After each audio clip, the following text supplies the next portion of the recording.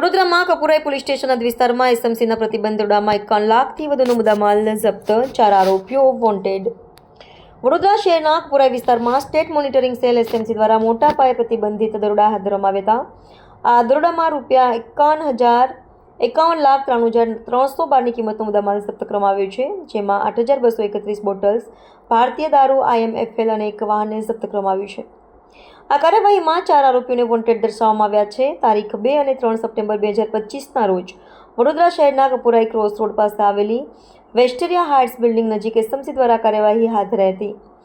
આ દરોડો પ્રતિબંધ અધિનિયમ કલમ 65A, 61, 98(2) અને 116(b) હેઠળ નોંધાયો છે। કપુરાઈ પોલીસ સ્ટેશનના અધિકાર ક્ષેત્રમાં આવેલા કેસમાં પોલીસે ₹44,03,312ની કિંમતની 8,231 IMFL બોટલ્સ અને ₹7 લાખની કિંમતનો એક ઇન્ટ્રા પિકઅપ વાહન નંબર GJ06 26986 જપ્ત કર્યું છે।